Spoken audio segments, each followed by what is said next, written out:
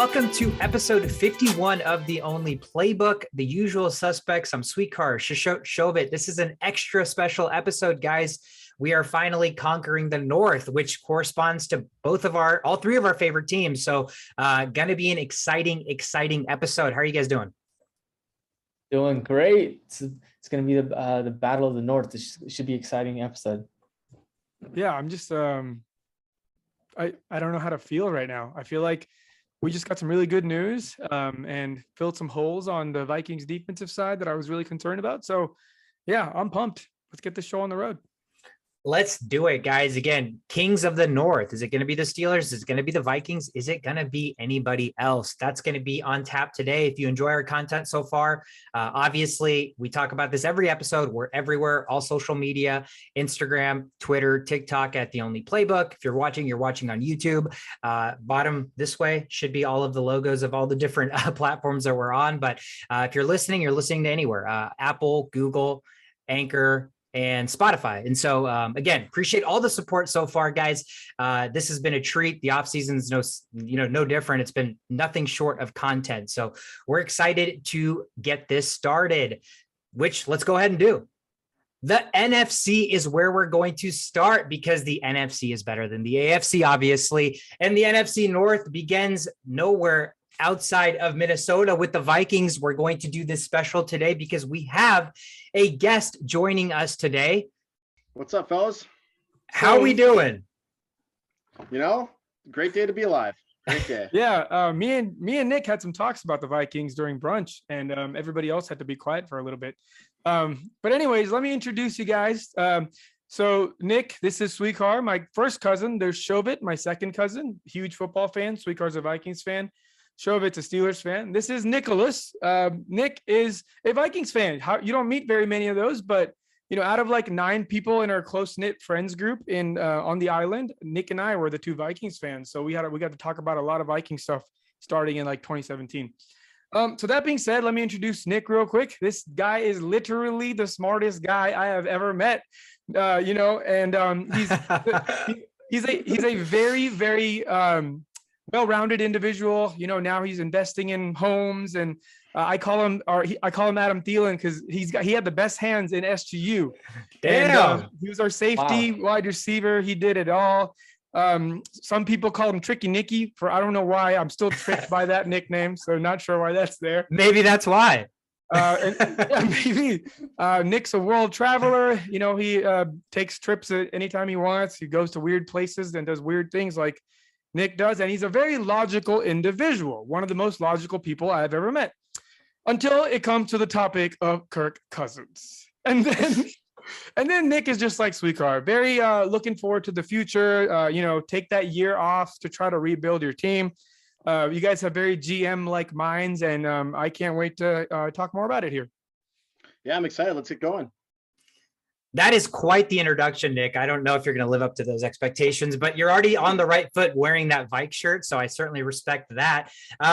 Yeah, I mean, me and Shishot have been talking about this Kirk Cousins thing for a while as well. So maybe you and I sit on the same side of the table here, but this will be really, really interesting because I want to open the floor to you first because there's been so much that's happened this offseason or hasn't happened in terms of what we wanted to happen. Obviously, I don't know if you saw, but like 10 minutes before we started, the Vikings did recently just bring back Patrick Peterson to 1 year. So I'm pretty excited about that. But let you take the wheel here.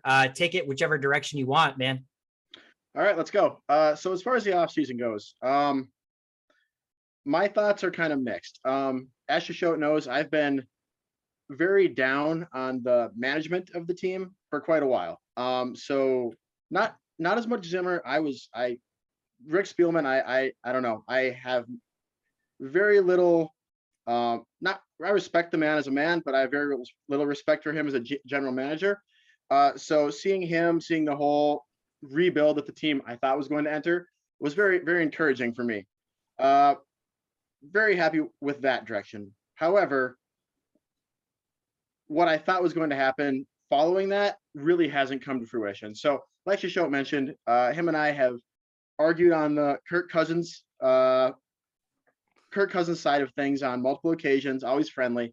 I very much stand with how it sounds like you stand, in that Kirk is a very good quarterback, but he is paid like a top 3 to 5 quarterback in the NFL, and he's just not there. And in a salary cap league, you need to have the financials matter way more than who the actual players are. So I would have liked the Vikings to either move on from Kirk Cousins this season or just let him play out his contract and then move on next season, as opposed to going with the extension route. It seems like the plan, at least at this point, is to just run it back with the same players. And while those players are very good, I love Adam Thielen, I love Eric Kendricks. They're all phenomenal players, great human beings as well. I don't think that running it back with a bunch of older players on a team that didn't make the playoffs last year is a viable strategy for winning this season. I mean, I echo a lot of those same sentiments. So rather than me saying the same thing you just said, Shishot, give us the opposing side. Yeah. So, this really gets philosophical. This isn't about us holding 2 controllers and playing Madden against each other, right? This is about our principles on how a team should be built. That's the difference here. And that's why that's like the core of the topic. And then the things trickling across, we're talking about little things off the branches where it doesn't really make a difference what we think unless we come together on the core principles of how we want to run a team. So I don't look at it like you guys look at it as like a GM standpoint. I look at it from a player personnel standpoint. Like I want to win every single year, and I've never gotten that opportunity. So, and you don't know how much longer you're going to live, right? Like I don't want to look forward to the future. I want to win now. And, that's very, that's not the smartest way of looking at things, but, football is probably my favorite thing on earth outside of friends and family. So, I look forward to August, like how people look forward to Christmas, like football, every August is my Christmas. So I don't want to believe that I need to take a year off to be better, even though that is the best way to become better. You take some years, struggle a little bit, be better. But the fandom in me is just too freaking stubborn. I am one of the most stubborn fans on this planet. I'm not a homer because I know the truth between what's happening and what's not happening, but I am very stubborn. I want to win now. And it just so happened that we ended up getting a new regime in the coaching, areas. And that kind of followed my principle. They're like, okay, well, we're young, we got new coaches that also love Kirk Cousins. We're going to try to win now and see what happens. The cap thing sucks. I agree. I wanted Deshaun Watson. I wanted all these other guys we all wanted. But situationally, I want the best player to lead this team. And looks like things are maybe turning a little bit. Like recently, as of a couple of days ago, Ben Lieber reported on the Purple Daily that there's been Kirk Cousins been taking notes throughout the season. And he sat down all the big names on the team. And they had a meeting. They had a team meeting. And everybody walked out of that room just in awe.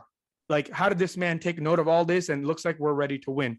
So that gives me excitement. I know we're not the best team in the league, but we could very well be the best team in the North right now. And that gives me just enough hope to make the playoffs and see what this young regime in the staff can do here and there to make us win. Because if you look at the teams like the Bengals, we didn't think they were ready to win. Yeah, they got Joe Burrow, but their defense was trash, right?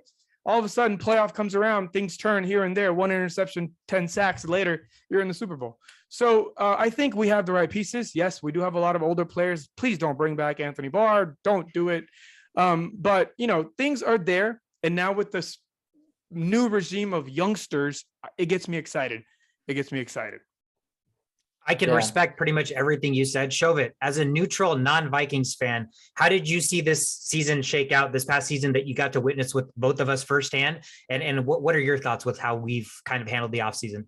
Yeah, Nicholas, first of all, thanks for jumping on. It's good to get another Vikings fan here that's not just these 2 guys and get just other viewpoints from a Viking standpoint. But, as far as like looking at what the Vikings have done in the offseason, it's kind of like you've got a new GM, you've got a new coach. So you're looking at the personnel you have and you're saying, if we just change the culture around here and kind of improve, like you give Kirk Cousins a 1-year extension, you say, hey, I trust you. Let's just kind of build the morale here, work with the personnel you have. You add Zadarius Smith and add some key pieces here and there. Let's just see what can come out of this year and then move forward. And then the next year is probably when they will make more changes. So all in all, from like as far as an organization standpoint, I think that they're doing a pretty good job, given that you have a new GM, a new coach, and these are really, you don't want to overhaul everything. You were 8-9, you were average. maybe you can do better if you just change the culture and move some pieces here and there.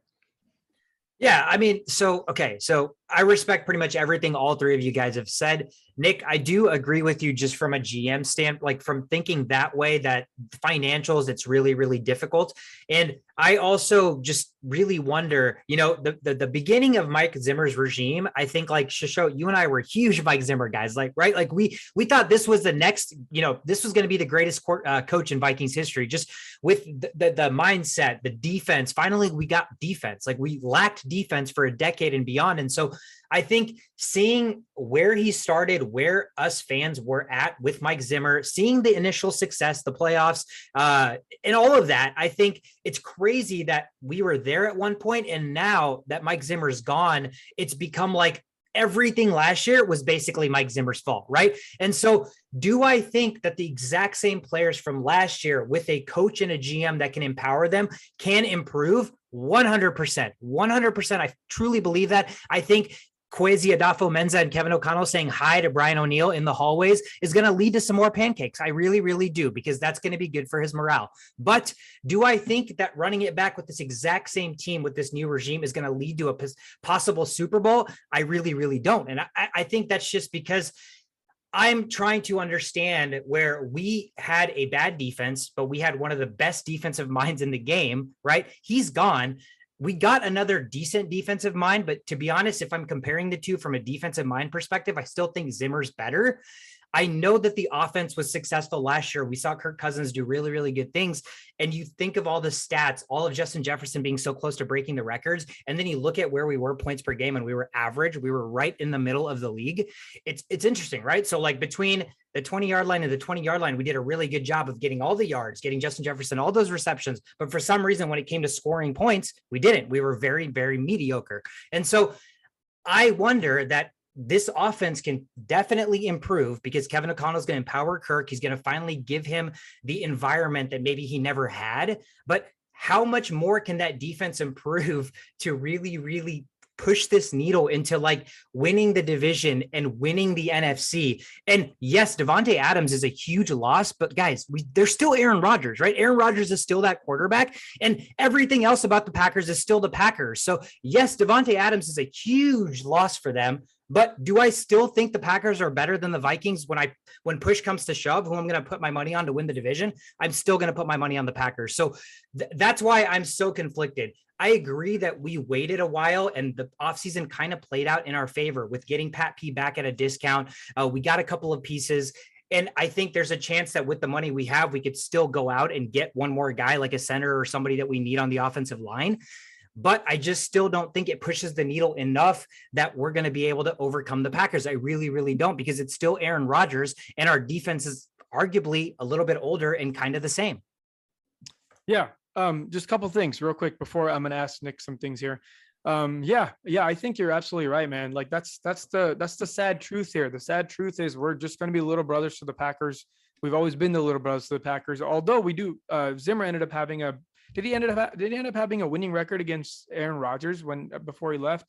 Close. Sure. I mean, as successful as we could expect, right? Yeah, right. So at the end of the day, we're not there, and we haven't hit that stride. It looks like the pieces are trying to be added, and maybe the scheme change will do it. That defense being ranked 28th, last year, ranked again in the lower 20s the year before. I look at it like, where else can you go with a new regime, with a new coach? Like, it has to go a little up, right? Like, just give the offense a little bit more time, and I think that may just balance it all out. But who knows? We'll have to see. While we have Nick here, before he goes and saves lives out there in New York, let's ask him some important questions that we don't really get to ask Vikings fans on the daily. Number one, let's start off with, tell everybody here who your favorite Vikings receiver is of all time.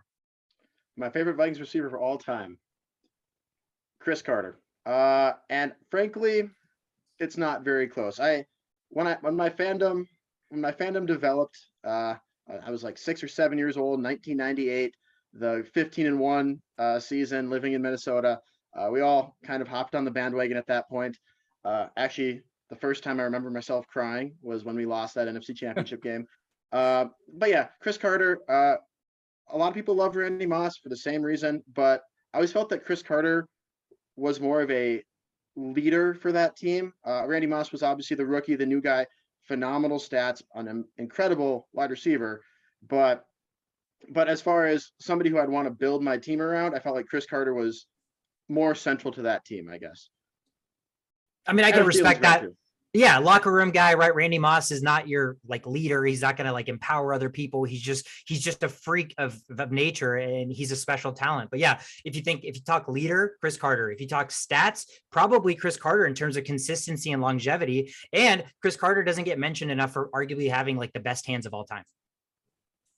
Agreed. No stickum was used by Chris Carter. No. Didn't you guys have another receiver at that same time? It was like Chris Carter, Randy Moss, and then Jake Reed. Jake Reed, yep. 3 deep. They're called 3 deep.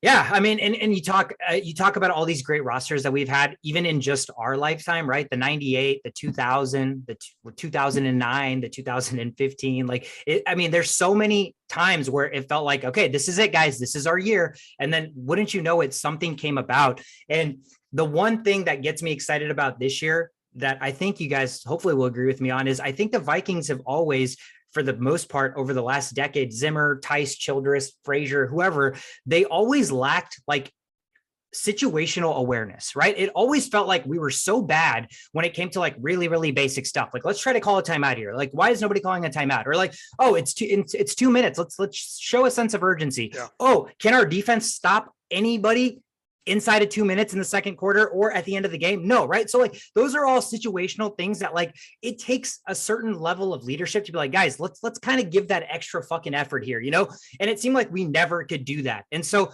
having a coach that finally will try to empower his players and not like belittle them or like get them afraid and scared, I really, really think that can help elevate us more than anything else we've done, guys. I think that's the difference between like 3 wins that we had last year is just situational football. Yeah, think about that. The one that really comes to mind is the 12 men on the field in the NFC Championship game in 2009.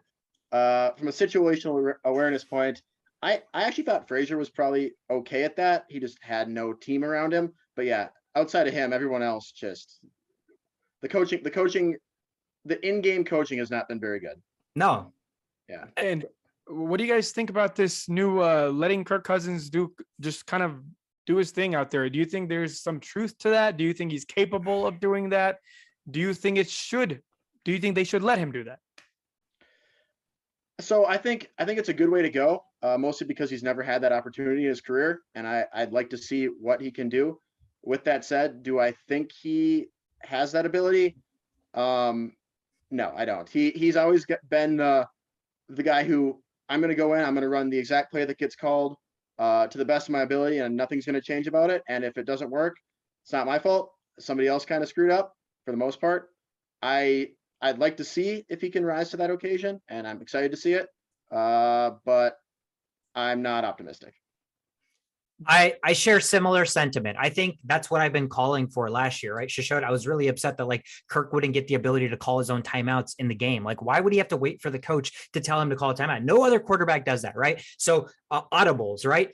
Calling timeouts, like pre-snap reads to make adjustments. I've been wanting Kirk to be able to do that. Now, I never really understood. Maybe with Zimmer, it was just because he wasn't allowed, or maybe he wasn't empowered to. But now that he is, I want that. I'm eager to see what that's going to show us. But again, the skepticism lies in the fact that we've never seen Kirk succeed in that capacity throughout any part of his career, not just NFL. So obviously there's going to be natural skepticism. But again, you know, there's definitely differences to this comparison, but this is what I'm going to latch onto to get the emotional, optimistic fan in me going for this year. Let's look at Matt Stafford last year, guys. He was in a shitty situation with the Detroit Lions. Finally, some team empowered him that wanted him. They put a good team around him and he succeeded. Do I think the Vikings and the Lions are similar in franchises? Absolutely not. Like if we're comparing that, then like we're in a shittier situation than we think we are. But with that being said, you know, that's an example of this could possibly work. So now that the pieces are in play, now that we know this is what we're going to do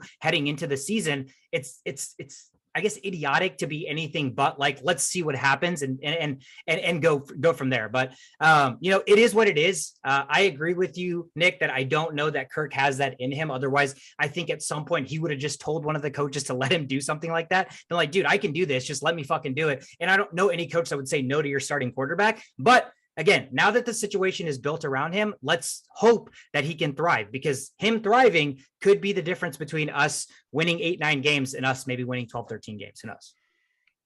Any last words, Nick? Any last input on the season? Yeah, I got a hot take coming for the NFC North, not necessarily the Vikings take. I think this is the year the Detroit Lions do not finish last in the NFC North.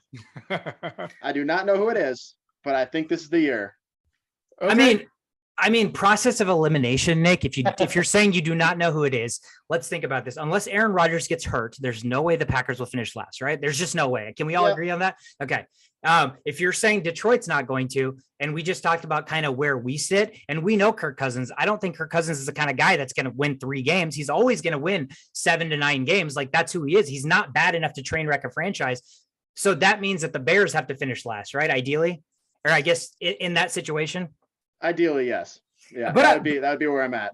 I agree with you, just for the fact that there's got to be a reason that the Detroit Lions are going to be on Hard Knocks this year, right? Like, there's got to be some sort of it's Duh. I mean, that he could have been very, very much the tipping scale there. They were like, oh, Brady, okay, we're going to do it. But I think, like, you can't put, like, the Detroit Lions are a shit show, right? So for them to get picked to be on Hard Knocks, I think is probably a testament to Dan Campbell, right? I think Absolutely. we give him a ton of credit, because, like, regardless of their play and everything, that team is corralled around Dan Campbell. Whether they win 0 games, they're all going to do it together, or they go 17-0, they're all going to do it together. And that's the type of camaraderie that I think us Vikings fans are longing to see with a coach and a team. So if we can build a relationship like that, I don't care if, Kevin O'Connell needs to cry in his pressers to get our team to feel the way Dan Campbell's players feel about him. But I agree with you in the sense that this is going to be the year that I think Detroit finally takes the next step.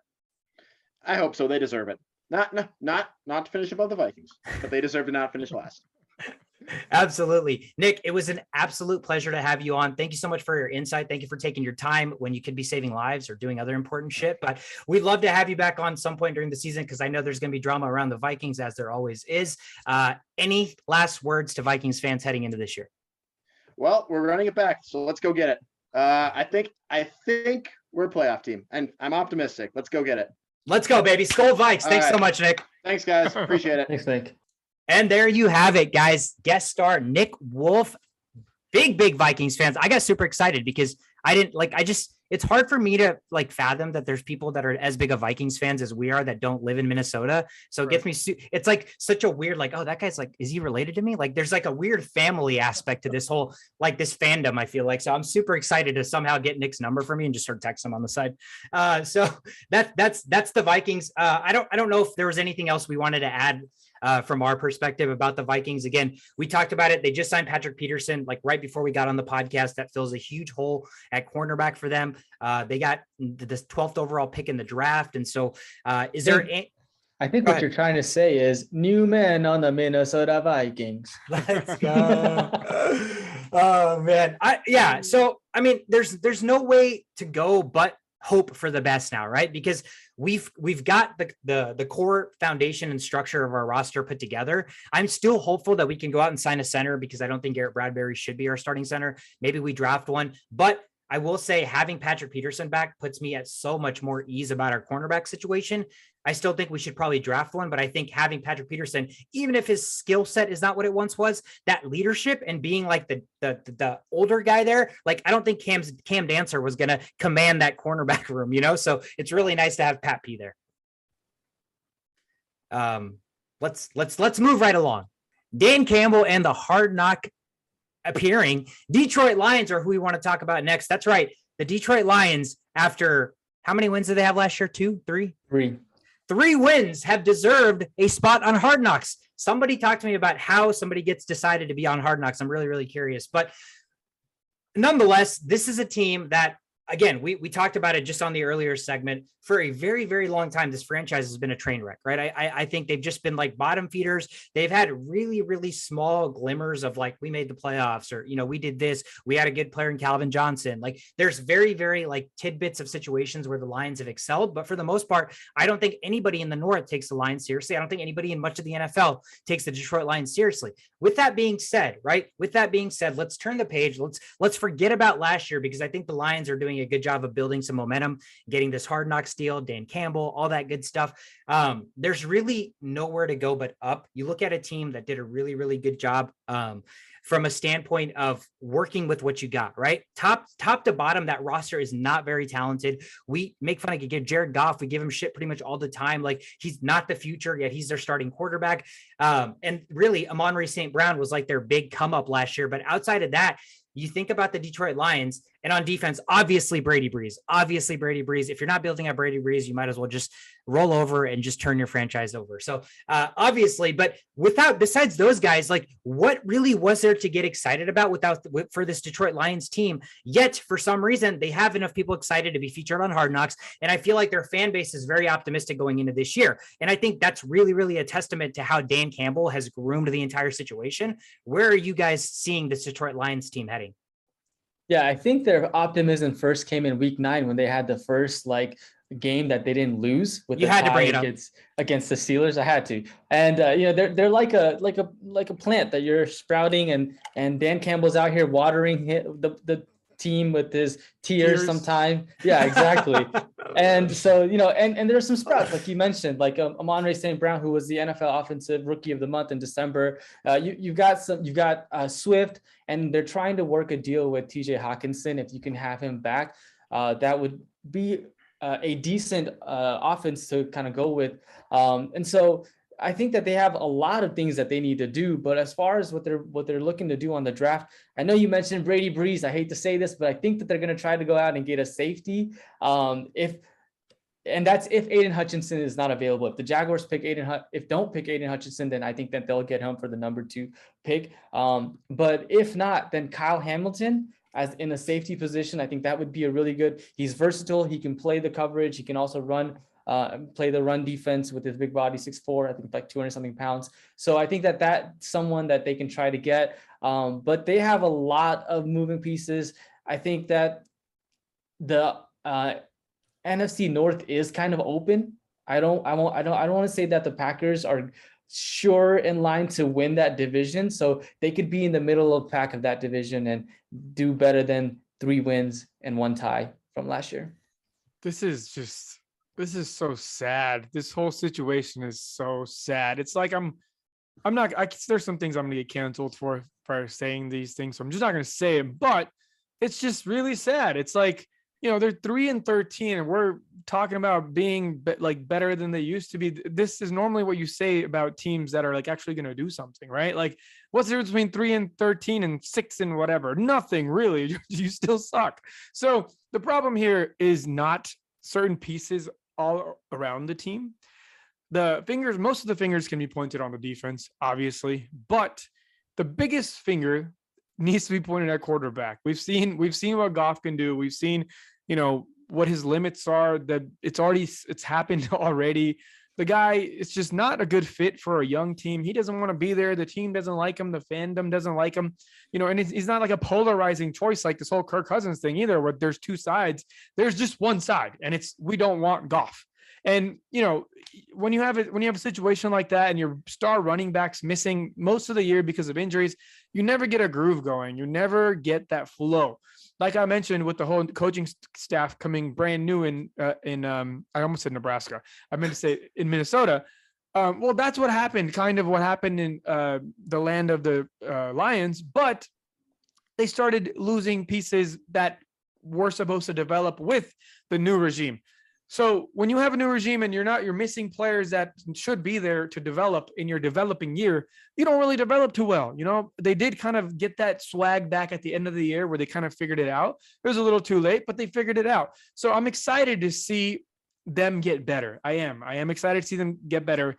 I don't think they're going to make, noise. They might upset some teams here and there, but this is not like the Bengals situation where you're 4 and whatever, and you make it to the Super Bowl. There's a guy named Aaron Rodgers in the way. There's still Tom Brady in the way. There's a lot. Kirk Cousins is in the way, man. Kirk Cousins is in the way. He's always in the way. He will forever be in the way until he dies.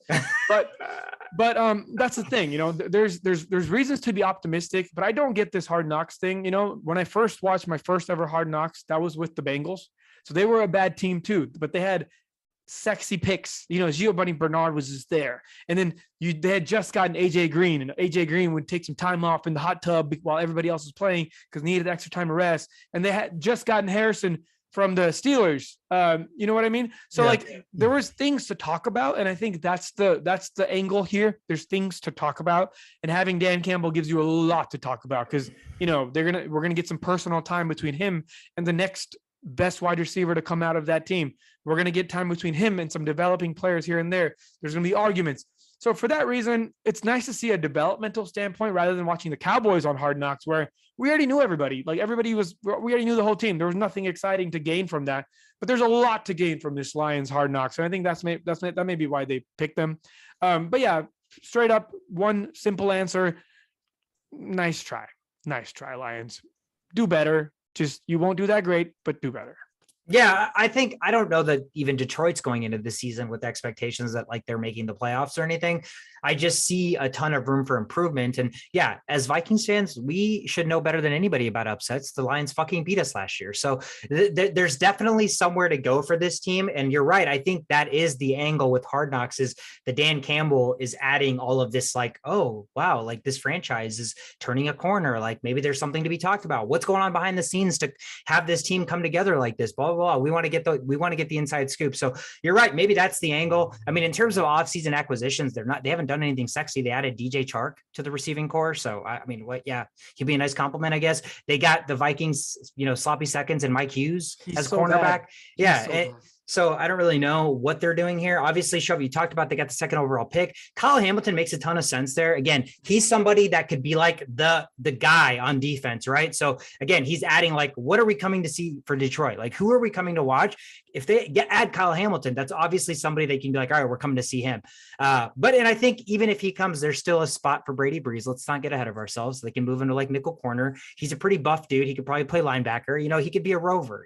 He's very versatile. Brady Breeze can do it all. So I think I'm excited to see the insides of how does a team that really knows top down their roster is so bad, they don't stack up to a bunch of other teams, how can they still come every week and give it their all? Because there's a lot of teams last year that we talked about that every Sunday when they were playing, it looked like they didn't want to be there. But the Detroit Lions never looked that way. They always fucking played for 60 minutes straight. And so I think that's the biggest angle or thing that I'm excited about to watch with Hard Knocks. But nonetheless, in all honesty, yeah, Detroit's a 7-win team at best next year, if we're really being realistic. So it'll be interesting to see where they go. Number 2, it wouldn't surprise me if they really, really took a risk on a quarterback and just had him build and learn behind Jared Goff for a year, because they know this isn't necessarily their year. It's very risky in a question mark class in terms of quarterback. But I mean, Detroit's done a ton of question mark things in their entire franchise's career in terms of drafting receivers 5 years in a row in the first round and stuff like that. So I wouldn't put it past them, but either way, there's really no wrong direction they can go because they were so bad last year. Speaking of the team that Nick thinks logically is going to finish last, the Chicago Bears are next on docket here. Last season, they were 6-11, 2-4 divisional record, minus 96 point differential. They had drafted Justin Fields to be the future quarterback, but Matt Nagy just couldn't figure out if Justin Fields was going to start or Andy Dalton was going to start. That was his personal dilemma all year, I guess. And so with that being said, they're heading into an offseason in which, they did a decent job of signing some guys. I mean, nothing really, again, nothing super sexy, but they're filling a lot of holes. I know they lost Allen Robinson, and receivers are something that a rookie quarterback desperately needs. I don't know if Byron Pringles and Equanimous St. Brown are going to fill that hole, to be honest with you. But again, there's pieces there. We really like kind of the emergence of Darnell Mooney. I think he offers a lot of versatility. I think we would have wanted to see more from Cole Kmet, but you're looking at a team that really has a ton of holes. The good thing is Ryan Poles, their GM that they hired this offseason, has done a really good job of what pretty much me and Nick, I think, thought the Vikings were going to do. Is they've basically cleaned house. They basically hauled everything out. They're pretty much loading up draft capital. Their cap space and heading into next offseason is already at $100 million. So what they're really doing is they're knowing that this is still not their year. They're going to let Fields develop. And 2023, when they have a shit ton of money, shit ton of draft picks, that draft class is going to be rock solid. That's when they're going to pounce and start that build. So I definitely respect the direction in which they're taking this.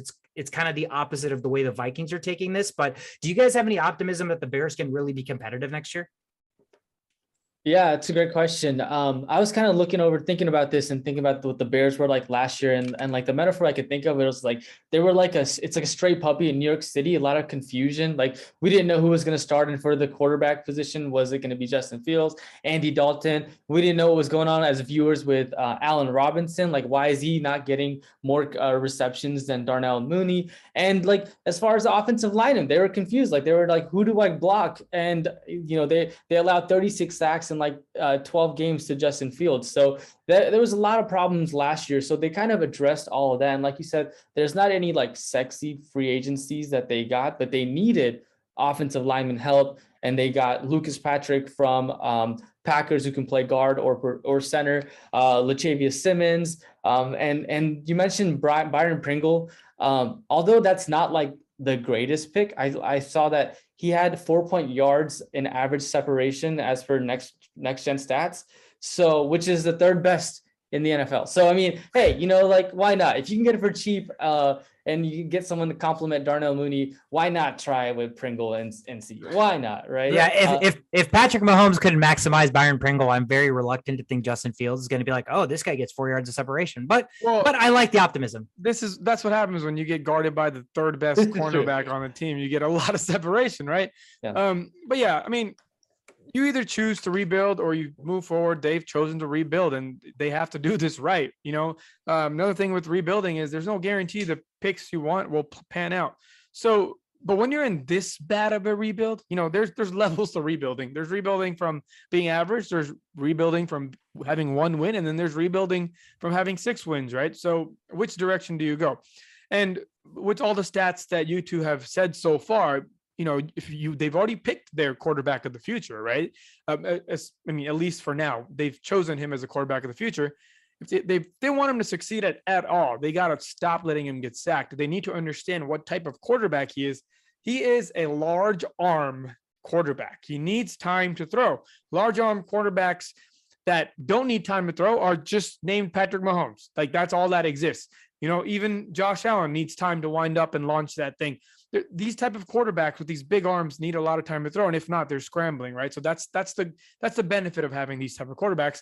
And the Bears last year did not give him that option at all. There was only one guy to throw deep to, and he was getting double covered every time. They ignored Allen Robinson for whatever reason, and Cole Kmet with a lot of potential. I know Shobit likes Cole Kmet a lot. He has a lot of potential, but they weren't using him when they needed to. Like 5 targets, 4 targets a game is not good enough. So they weren't utilizing their best players' abilities. So that being said, this is a clear rebuild year. They need to start filling up those offensive lineman spots that, clearly were lacking. They need to fill that wide receiver role so Mooney can continue going deep. They need a security safety net. So, all that being said, I'm happy for the Bears because, they're going to suck. They're not a threat to me in my eyes. I don't see them as, somebody that I need to worry about for this upcoming year.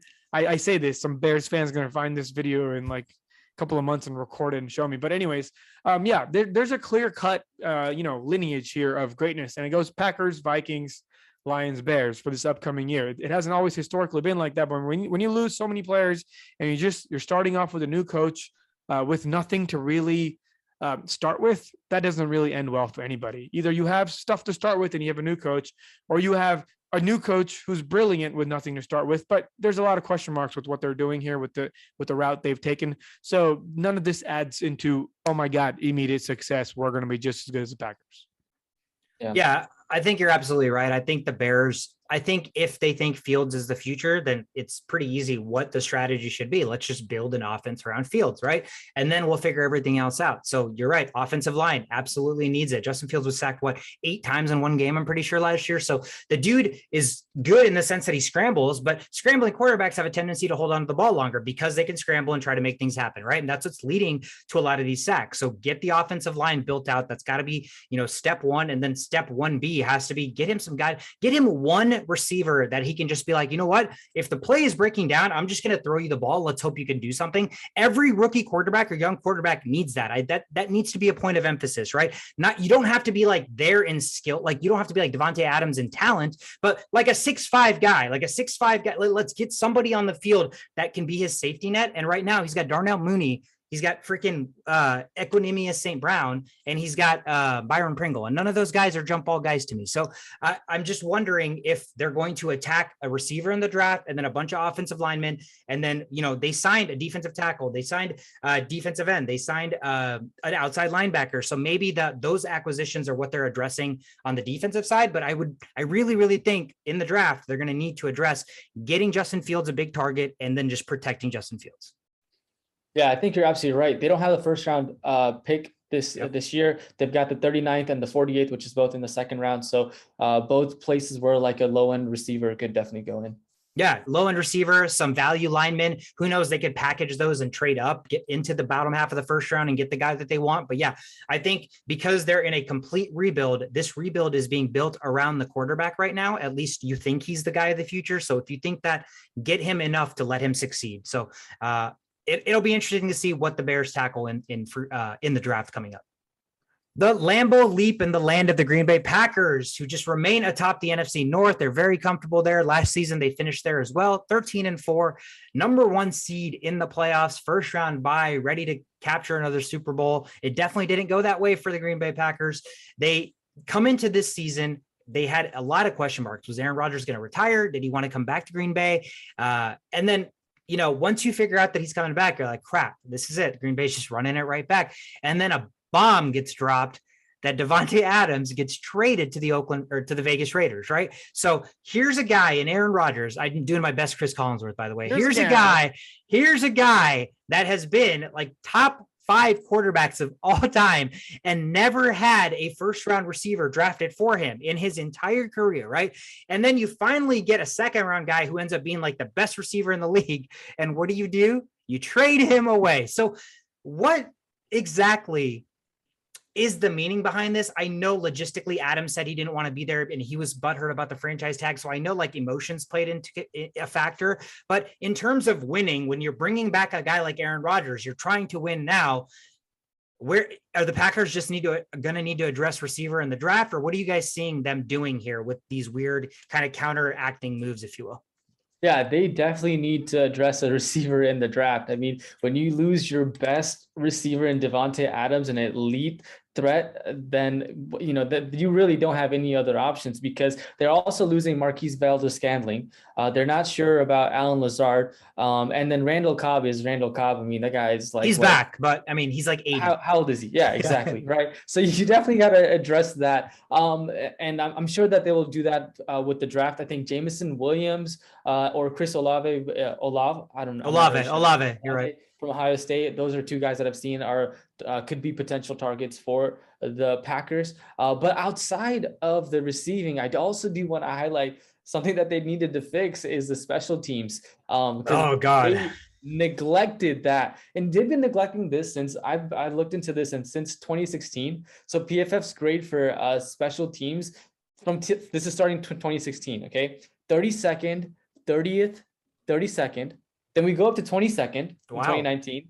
Yeah. Then we're back down to 31st in 2020. So they have been neglecting that. But and these offseason moves that they've been making are also special teams related. So they got Rick Bisaccia, the guy, interim head coach for the Raiders. He's going to be their special teams coach. They get Kezian Nixon, who's a core special teams cornerback, a player. Yeah. He split like 692 snaps. And then they get a punter, right? So like Pat O'Donnell. Pat O'Donnell, just more special team stuff. So it seems like outside of Aaron Rodgers, they haven't really made any changes. And going back to the receiving, and I think that they will do that with the upcoming draft. Yeah, nice. That was solid.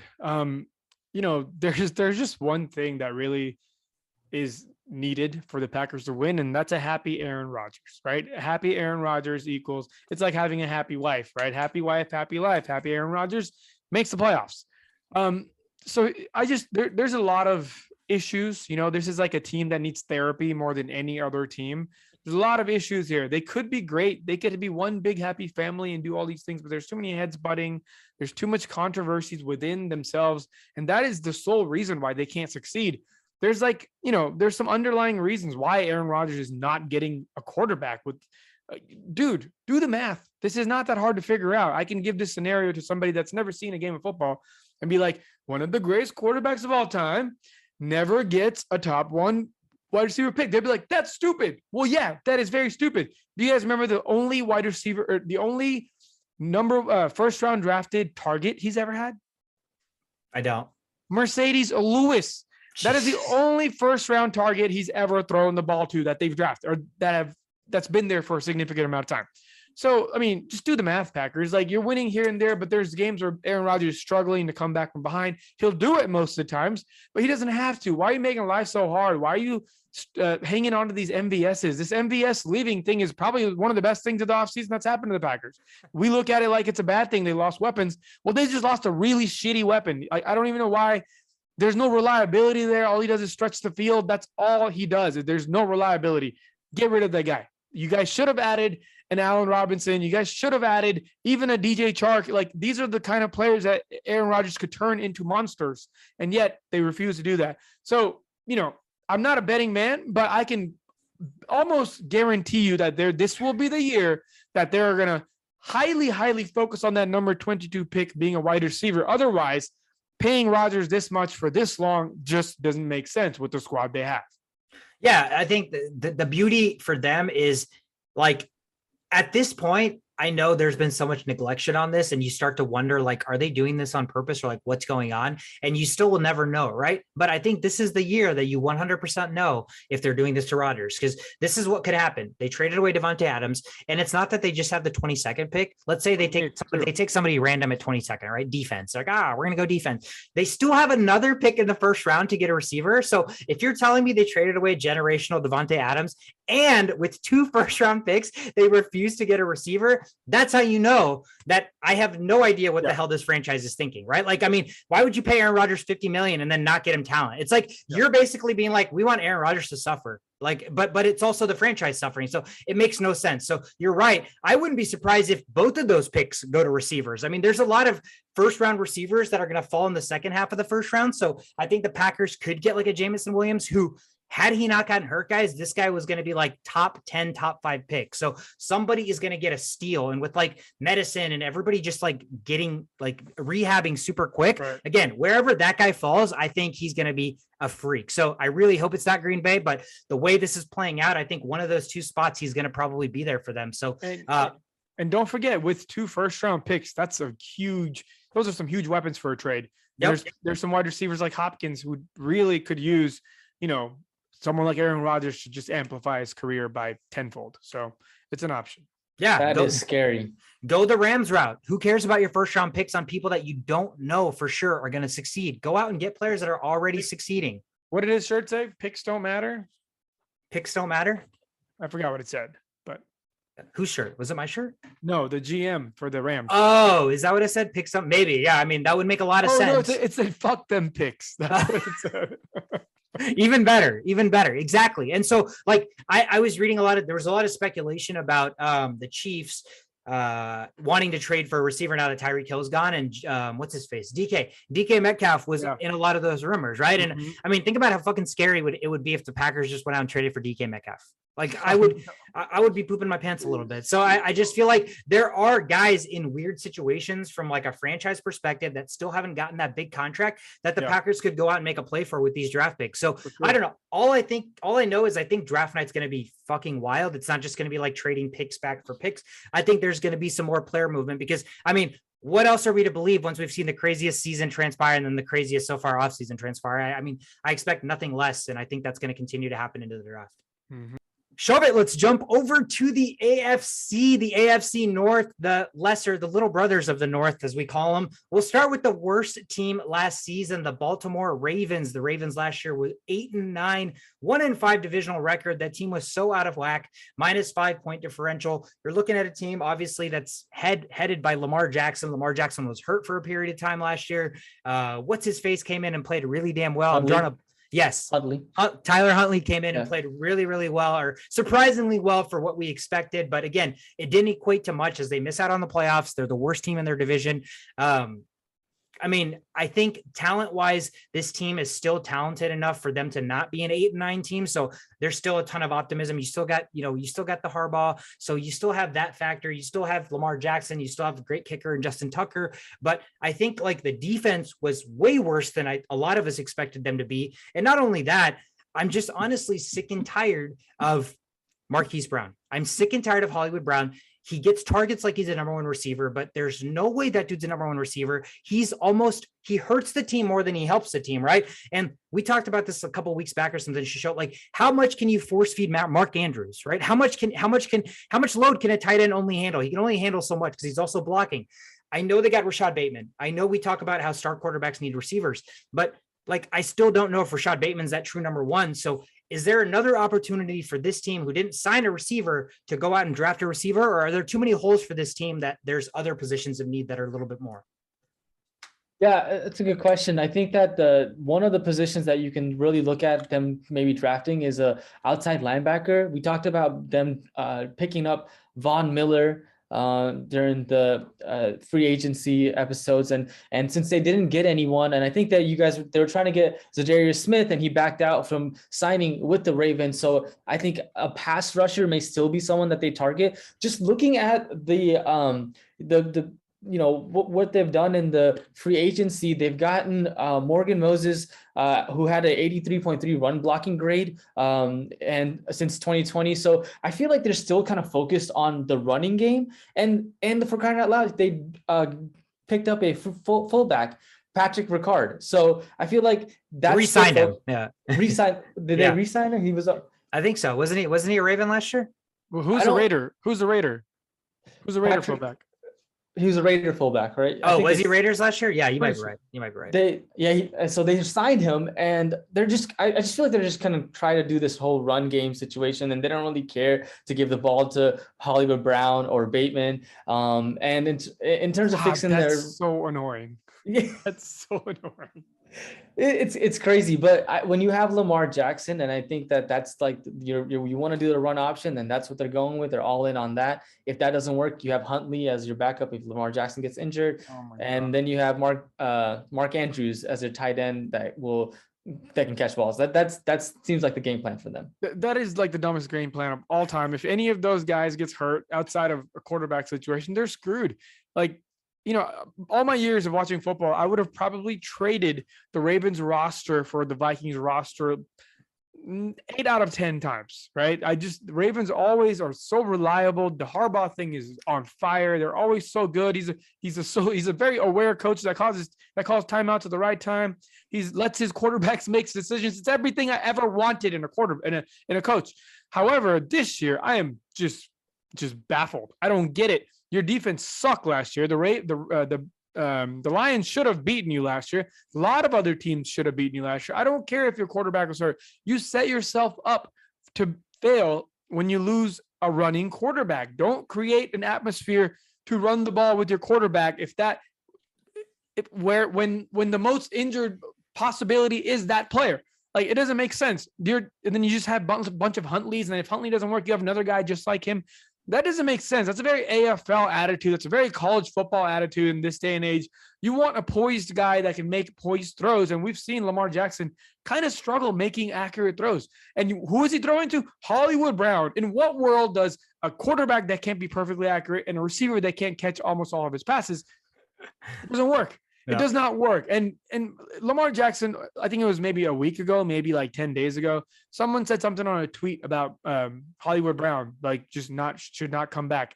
And Lamar Jackson defended Hollywood Brown. I'm like, well, this is why you suck. Like, there's too much love. There's too much care. And like, this is football. Figure it out. Find the best roster possible. Don't just drag your friend along who sucks, So, all season long last year, I wondered, I wish I had a team that was so together like this. I wish I had a team, but there's levels to that shit too, right? Like, you have to hold each other accountable, and the Ravens are not doing that. They're just like banking on the leg of Justin Tucker to win sneak by games after rushing for 100 yards with their quarterback and having no receiver weapons. So yeah, a lot of questions. Their secondary was trash last year. They couldn't put any pressure on anybody. They lost Lamar Jackson for a lot of the years, and they still want to enforce the run. I don't see the Ravens coming back and taking this division over when the teams like the Bengals have just gotten a Super Bowl. Steelers are trying to get better, and the Browns are trying to improve on areas that they sucked at. Meanwhile, Ravens are just sitting there twiddling their thumb. Let's wait until Lamar Jackson comes so we can run the ball some more with our quarterback. Yeah, I mean, I share a lot of that same sentiment. I think the biggest thing for them that surprised me, obviously, was their defense, because their defense for years have been feared. And even when they weren't top tier statistically, they were still feared. They still had key pieces that you'd be scared about. But last year, there was none of that. Like, we saw Jamar Chase basically turn Marlon Humphrey into a rag doll, right? I pretty much, my thought of how good Marlon Humphrey was here. And then I watched that one game and it dropped here. I was like, holy shit, this guy cannot stop anything. And so, like, you're looking at a team that on paper, they had Marcus Peters and Marlon Humphrey. I know Marcus Peters got hurt, but they still have cornerbacks that are sufficient. I think if the Vikings signed both those guys, I'd be ecstatic, right? So think about that. And then they signed Marcus Williams to that big contract. So now he's their safety. So you're looking at a back line that's sufficient. The problem was that they couldn't get a single flick of pass pressure, right? Like pressured on the quarterback, they just could not generate. And now you're losing Calais Campbell, you're losing Brandon Williams, you're losing Justin Houston, you're losing Fernell McPhee. These are like staples to that defense for years, but these are all guys that are old now, past their prime, and it's time to basically reshuffle a new core of young guys in there. So the struggle is definitely still going to be that defense, because even if you have that back being like 5 Jalen Ramseys, if you can't generate any pass rush, eventually someone's going to get open, right? So I think pass rush is definitely going to be something they address, but I also definitely want them to address another receiver, because I think, again, when you have a franchise quarterback, put as much talent as you can around him to let him succeed, right? If he doesn't succeed despite copious amounts of talent, then he's the problem. But right now, none of us think Lamar Jackson's a problem for the Ravens. That's absolutely not the case. So I think we need to just get him receivers. They lost Latavius Murray and Devontae Freeman. So you're looking at a running back room of J.K. Dobbins. And yeah, that's it. Like, who's the other guy? Justice Hill still there? Williams? Whatever happened to what's his name? Tyson Williams? Tyson? Yeah. Williams?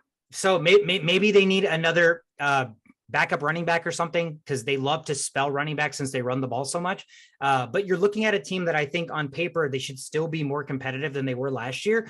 It just really, really fell apart. Like you said, when you're basing your entire team around one guy who is like a quarterback, but doesn't act like a traditional quarterback, right? And so when he's one-dimensional and nobody else can replicate Lamar Jackson and he's gone, then no matter who you put in his shoes, you're getting a great value version of Lamar Jackson and Tyler Huntley. He's obviously not going to be able to perform as well. So it is a natural disaster when you put all your eggs in that basket. But again, he's that talented that when he is on the field, he makes changes, right? He's a game changer. So it'll be exciting to see the Ravens, maybe not for you, Shobit, but for us, it'll be exciting to see the Ravens get back to like their Ravens ways and get back to being competitive in that division.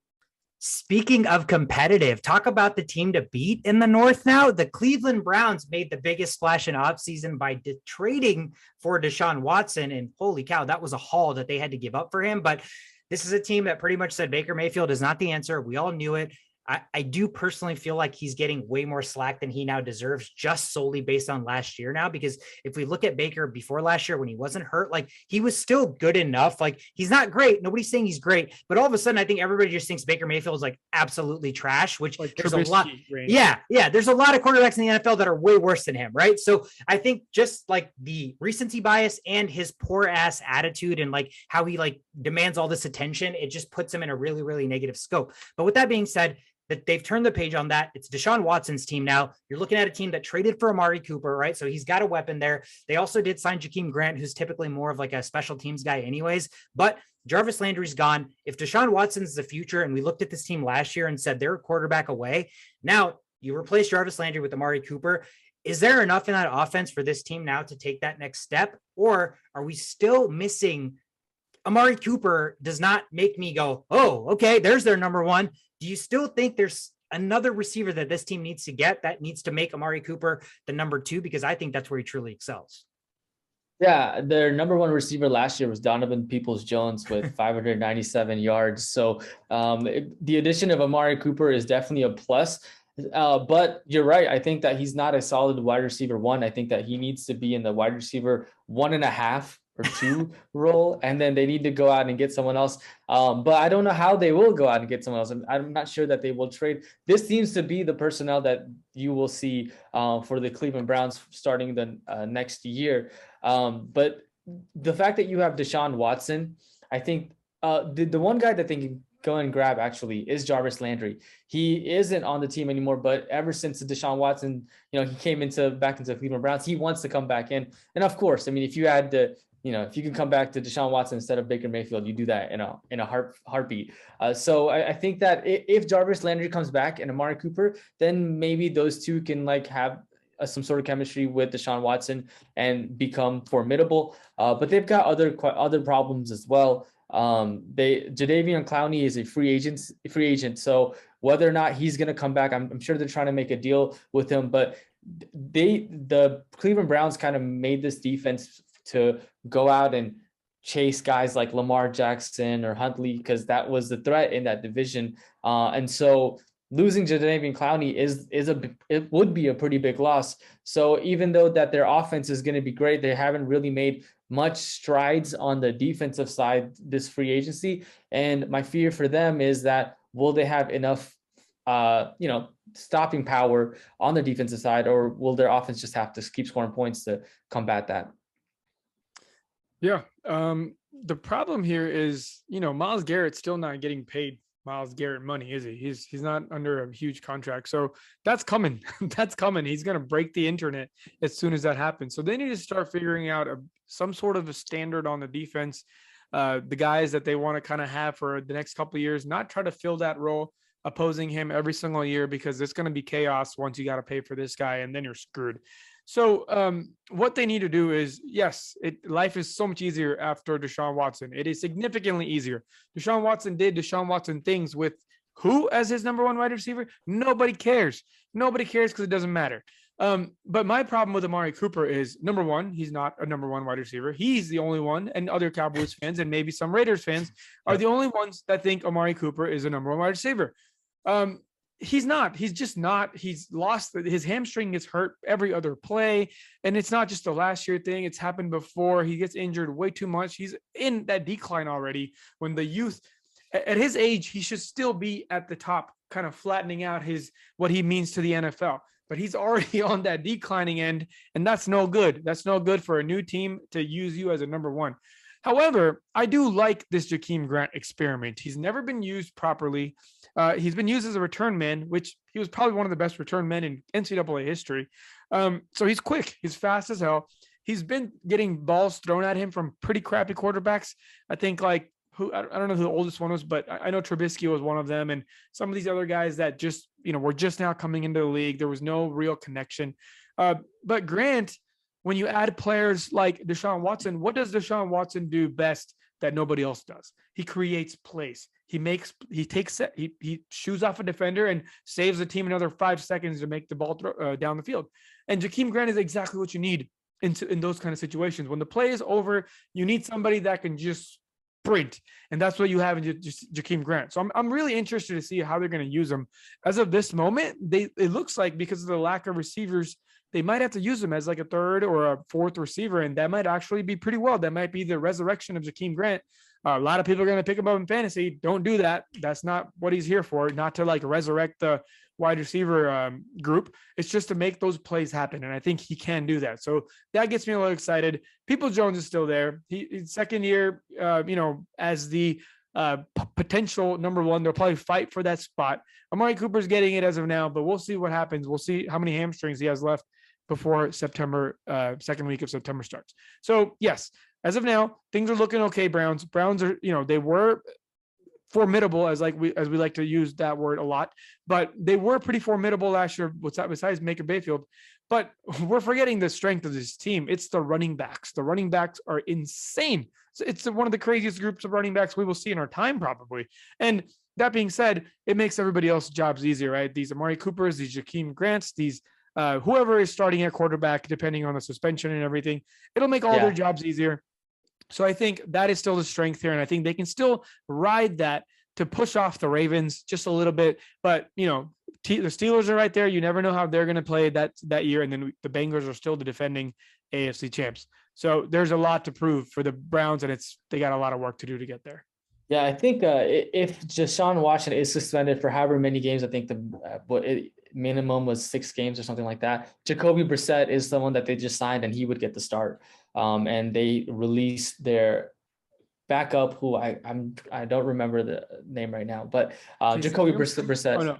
Case Keenum, you're right. Yeah, Case Keenum was a backup, but Jacoby Brissett will get the start.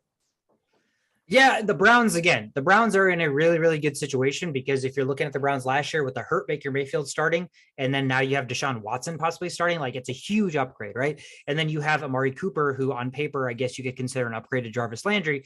The interesting thing is not only Jarvis Landry, but like there's so many still of these old like kind of past their prime receivers in free agency right now that are available. Jarvis Landry, OBJ, Julio Jones, like you're looking at a lot of guys that now that Deshaun Watson's there, like would it surprise you if OBJ is like, you know what, I'm going to go back? Or would it surprise you if Julio's like, you know what, I want to go play with Deshaun Watson? No, right? So all of a sudden that franchise is so much more attractive to these receivers that, you know, want to play with a good quarterback. And Deshaun Watson's exactly that. So I don't know that they'll have an issue filling out the receiving core. I just still think they can't head into the season with this as the, like, it's just Amari Cooper. And then like, honestly, Donovan Peoples-Jones like doesn't get me excited at all. So like, that's nothing. Like Deshaun Watson deserves better than that. Or you trade for Brandon Cooks in Houston. You could. You're the biggest Cooks fan. You're the biggest Cooks fan I know. So like, I mean, you probably love that trade. I'm still like, I mean, yes, it's better than what you have, but you could probably do better. You could still do better than that. So I don't know. Again, it's an exciting time to be a Browns fan because we talked about the Browns when Baker Mayfield got there as like, finally, they're not shit. They're not poop anymore. Right. And, you know, they still kind of like, they were like kind of on the rim of the toilet, but not completely in there. So it's like weird. But now with Deshaun Watson, they have a chance to finally get out of that toilet and like actually be something. It's a bidet now. Now it's a bidet. Now it's a bidet, bro. They're getting classy.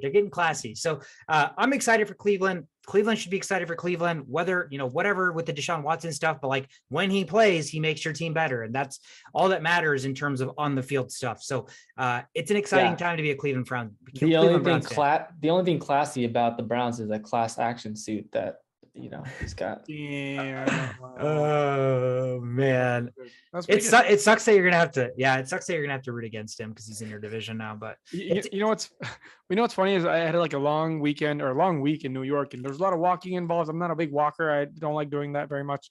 So at the end of my last day before coming home, I was like, I should get a massage, and then like that was the hardest decision I've ever made in my head because I was in like the middle of like there's a lot of you know, it was like the Chinatown of that area. And I was like, oh my God, like, this is just, I should just stay away from all this. They're probably like, they're waiting for customers to just like, you know, just screw over.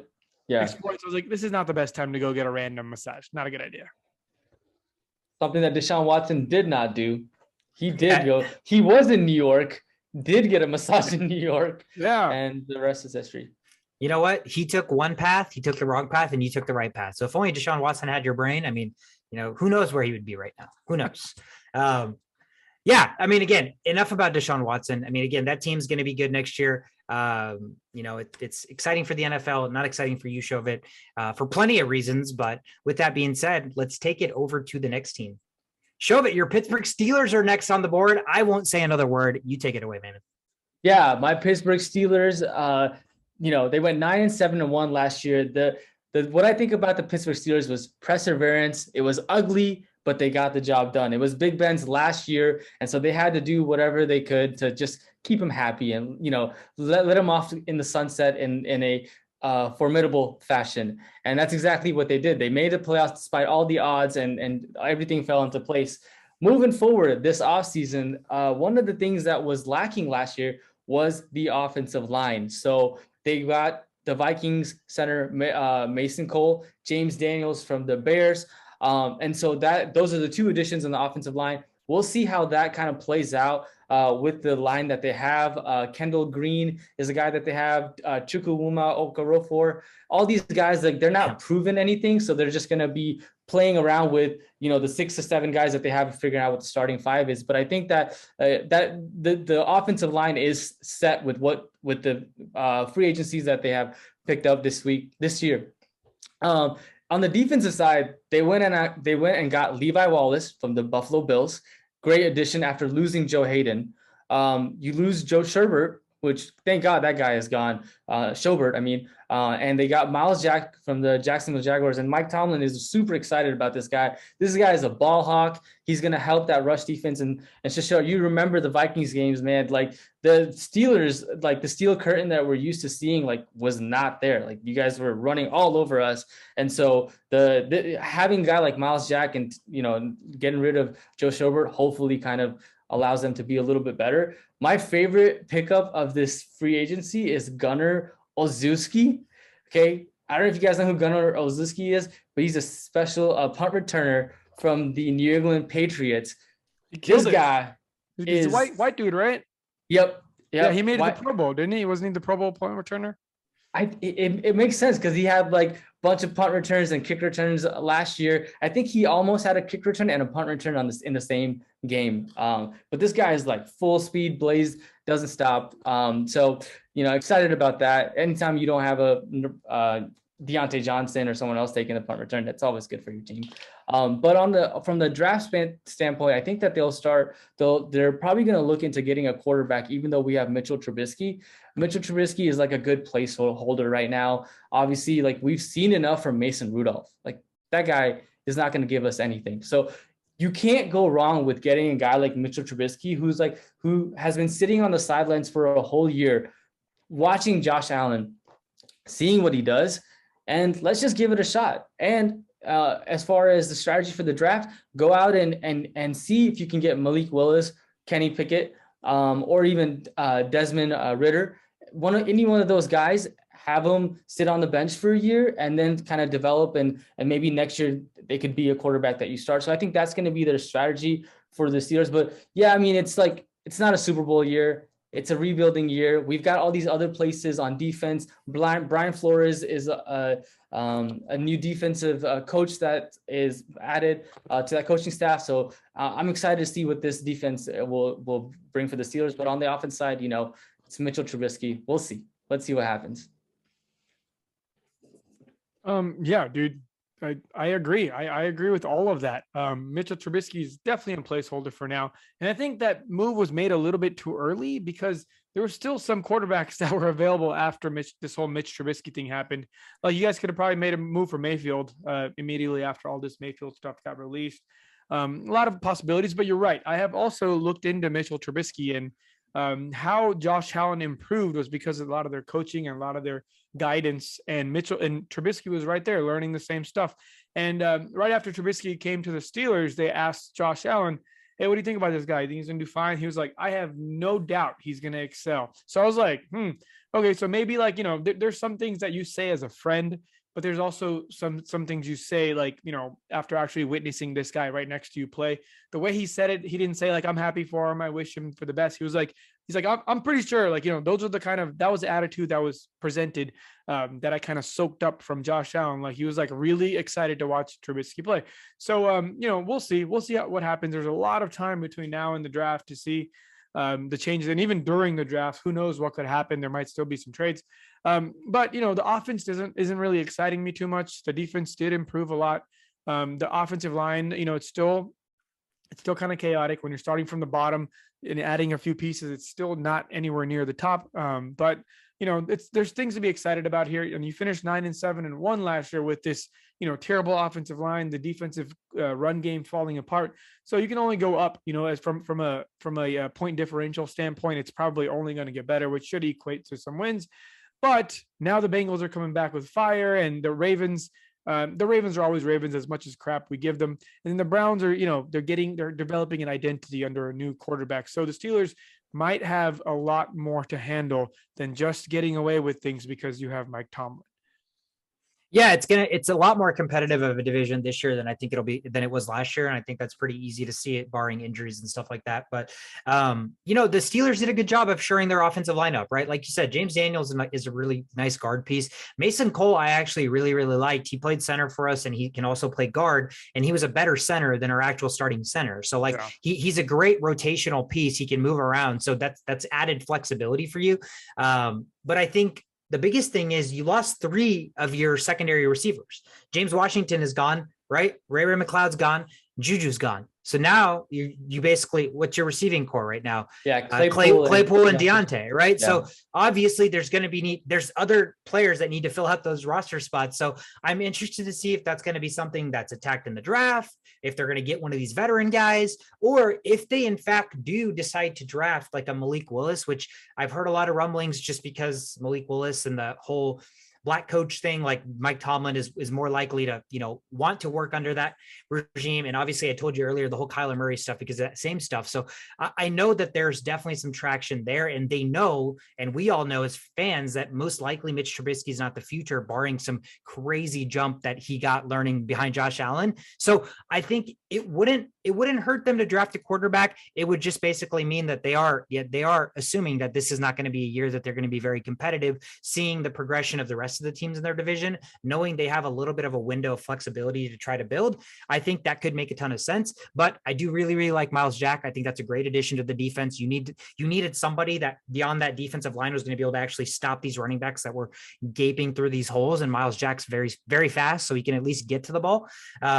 So I think they've done a lot of good things and just enough to basically contend the same level that they were at last year, if not slightly more. Like, let's be real, Big Ben was pretty bad for most of last year, right? So I don't know that Mitch Trubisky's like a downgrade from that. Like, I think if anything, he's probably the same, but he can also run a little bit more. So maybe he can extend some plays where Big Ben literally had to throw the ball at the ground because he couldn't even walk. So it's one of those situations where we're going to have to wait and see, but I'd still be like cautiously optimistic if I'm you, because again, it's the Steelers. It's Mike Tomlin. The dude never goes below 500. So, right, despite all of the changes that's gone on for the Steelers, he still somehow manages a way to get the team to be competitive. So you at least know that this isn't going to turn into like a 4-win team next year. Like, I don't think that's a reality for them. So do you have a preference, Shovit? Like, if we're heading into the draft, would you prefer that they draft a quarterback knowing that means that, that's a big spot that they could have addressed a need that could help them win now, with the thought that the quarterback won't necessarily do that? Or are you looking at them filling a need now hole and then addressing quarterback possibly next year when that quarterback class is going to be a lot better? The need now hole is a safety position, and they can get that with Tyrann Mathieu or some of the other safeties that are out there. I think that's DeMonte Kazi is a Dallas safety that they can get. That's the need now hole outside of the quarterback position. But I think that if Malik Willis is available, they may have to go out and trade up with the Giants or some other team to get Malik Willis. I say you go and you do that, especially with the type of offense that Mike Tomlin wants to run. I would say now is the time to get the quarterback. And if it doesn't work out, like next year, let's say that they don't have a really good record, they'll still have a top draft pick. Maybe then you can get another. If there's a quarterback that like generational talent that you have to get, maybe you look at that, assess that situation next year. But all you can think about is right now. And if your quarterback is available, you have to go out and grab him. Yeah, I think again, Malik Willis is the one guy that moves the needle enough for me, just from where the potential could be, that he's worth the risk to take. Like, I think his floor, just based on talent and like physical talent, his floor is high enough that I think he's worth the risk. But the intangibles are all those things that translate to the NFL that you can't quantify till you actually see it play out. A lot of people say Kenny Pickett's the most NFL ready. So I wonder if somehow they drafted him, if he would actually fight with Mitch Trubisky to be the starting quarterback. But I think fit wise, Malik Willis makes more sense just with the scheme and with the possibility that he could sit and learn under Trubisky for a year, who learned under Josh Allen. So maybe they can have this like domino effect of like knowledge that they continue to pass on, Isn't Malik Willis like compared to Josh Allen as well? Like that's exactly that's like perfect. All of his physical skill sets, like his big arm, his mobility is like literally Josh Allen 2.0. He's just black, right? So I think that could be a fair comparison. And that's why it makes even that much more sense that they could take a risk on him. So it's an exciting time. Again, I think knowing that your division got better, but knowing that you have Mike Tomlin, you never have to worry about, okay, this year we're probably just going to tank and win 3 games. Like, Mike Tomlin doesn't do that, right? So you at least know that every year you go into the football season with hope, because they're always competitive. He's never had a losing season ever since he's been a Steeler. So you're right. Mike Tomlin doesn't do that. Yeah. So, I mean, again, excited for you. Again, this past season, being a Steelers fan, it was exciting to witness. I know we got to hit that bet with over on the wins, but let's hope for a little bit more wins this year for your Steelers and see if they can actually make some noise in the playoffs. That leaves the final team in the AFC North is going to be the reigning AFC champions, the Cincinnati Bengals, who we are going to be joined by special guest and the diehard Cincinnati Bengals fan that we all know, Arpan Dixit. How you doing, man? Good, man. How are you guys? Appreciate you guys having me on. Dude, there's nobody we would rather talk to about the Cincinnati Bengals than you, man. So you basically, Arpan, embody what I, as a Vikings fan, had hoped my franchise would somehow one day like transpire to become. So the path that you guys took to get there, I salivate at that, man, because that's exactly what I want. I want that, first round top pick quarterback that's got that moxie. I want that entire culture change, and I want to build around that. And the fact that this past season, I think for everybody, maybe even Bengals fans included, the Cincinnati Bengals absolutely exceeded expectations. So I'm going to let you drive this wheel and navigate us through this, but like walk me through where your head was at first drafting Joe Burrow. He gets hurt. You realize that you need offensive line help. They go Jamar Chase. Maybe there's some skepticism, the preseason crap, and then like all that to make the Super Bowl and be so close to winning the whole damn thing.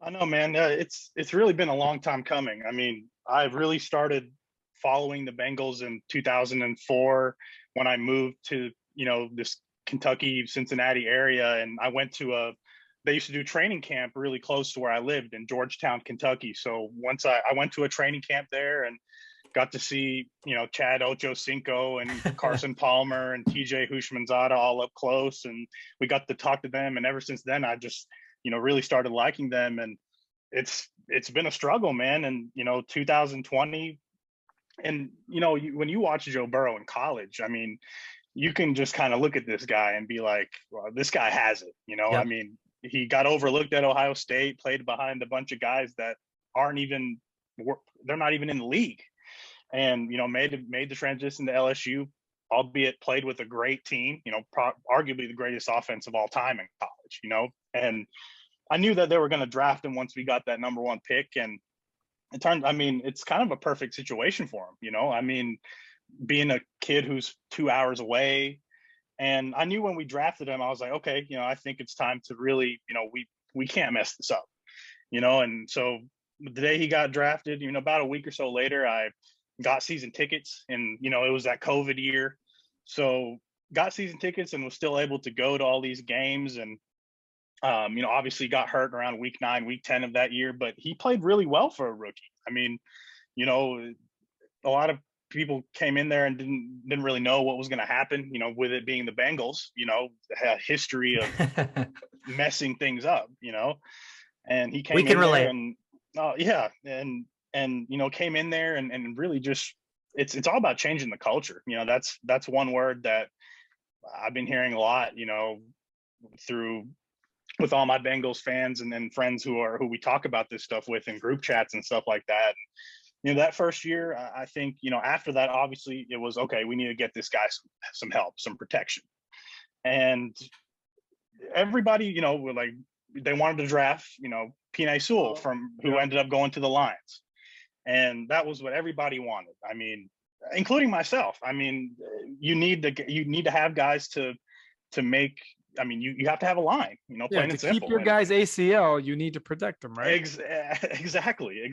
And so they drafted Chase, which, I mean, at the time you're like, okay, he played with this kid in college, they have a great chemistry. We already have 2 good receivers and T Higgins and Tyler Boyd, and, him coming in there, it was instant. I went to the first game of the season against the Vikings.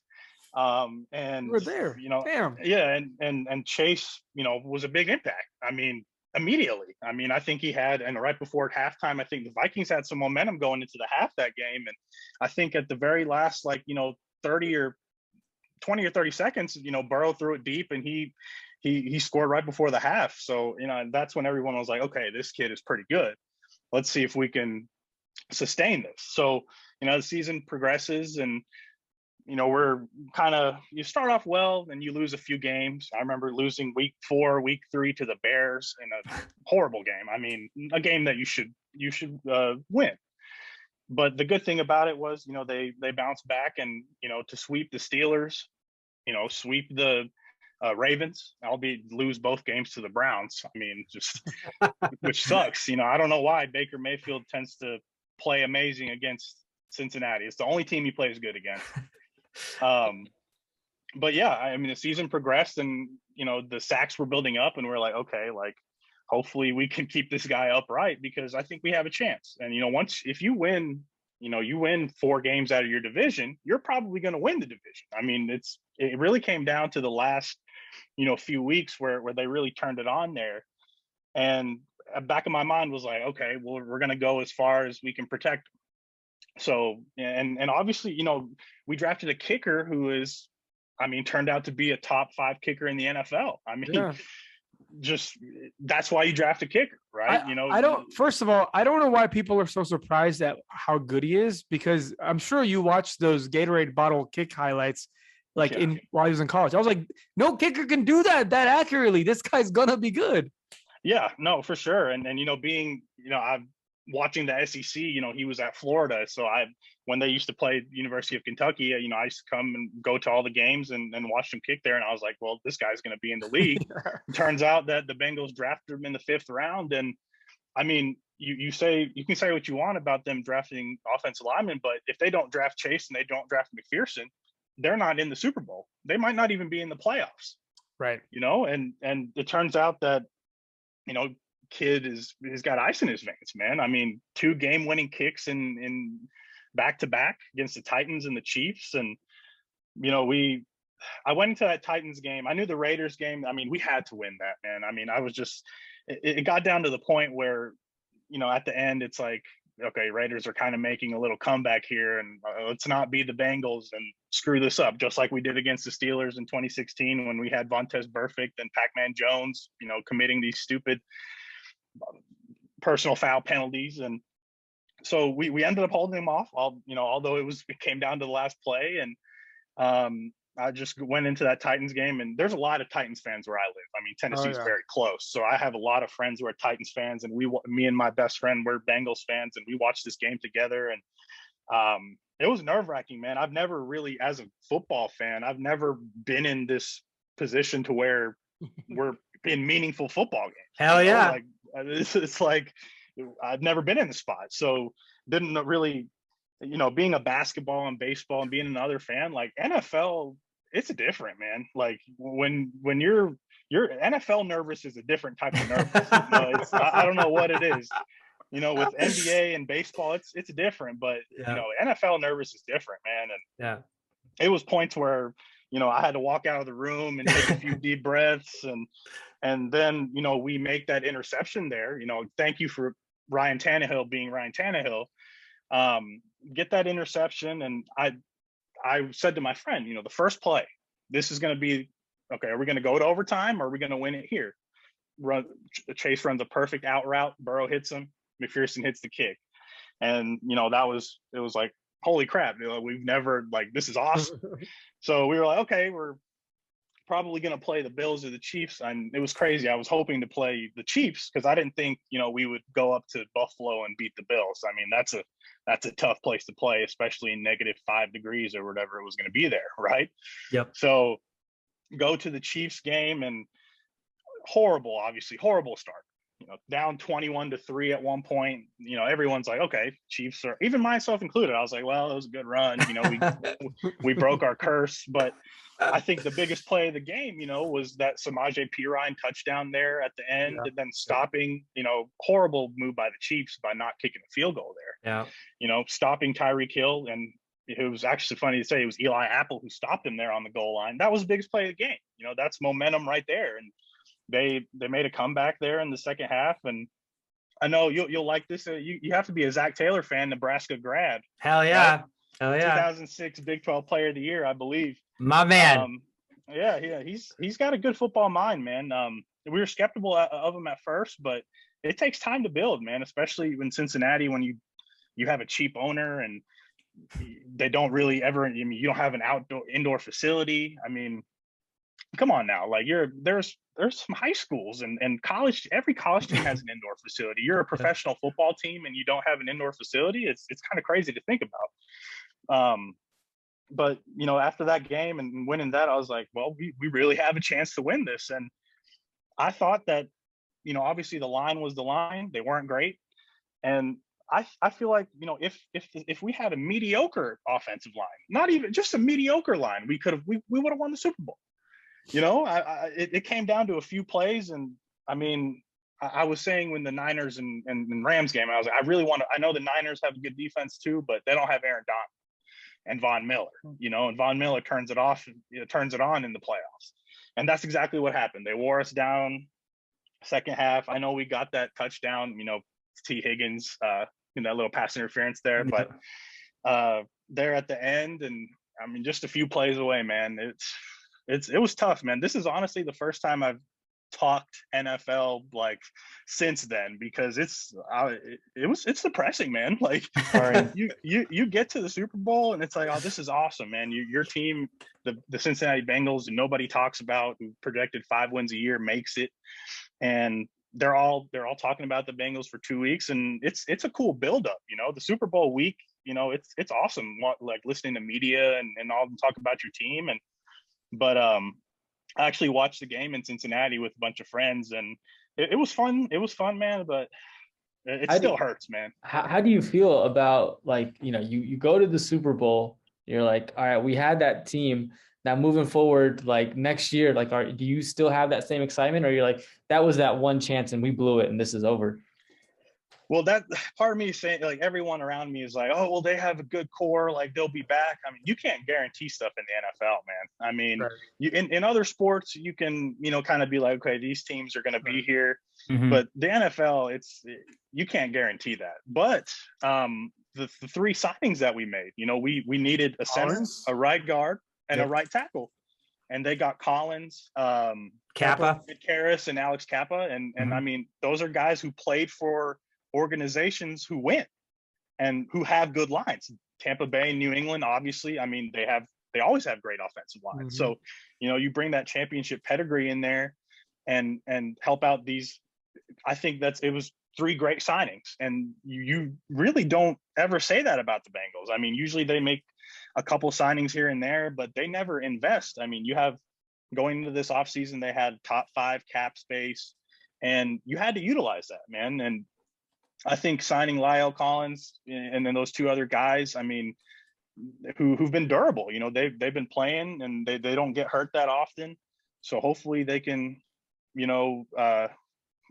keep Burrow alive. So, but also I think tagging Jesse Bates, it was a must. I mean, I think he kind of came. Oh, he is, man. He came into this year, it was a contract year, so he didn't really perform that well throughout the season. But, getting to the playoffs, I mean, he made a huge play against the Chiefs where he tipped that ball to Von Bell to get the ball back in overtime, which, I mean, I kind of was, I was like, hey, I wish the overtime rules would change, but, hey, you got a good defense, you stop them and get the ball back, right? And that's what I say to Bills fans. I mean, you guys had the number 1 defense all year long, and when it came down to it, I mean, you leave Travis Kelce and Tyreek Hill wide open, in the last. So, we got the ball back, and I think, getting Bates back, and, a lot of people didn't really care about this decision, but to re-sign Eli Apple, I think that was big too. I mean, he talks a lot of trash on Twitter, and he's coming at a lot of guys, but up until that Super Bowl, I mean, he played pretty well.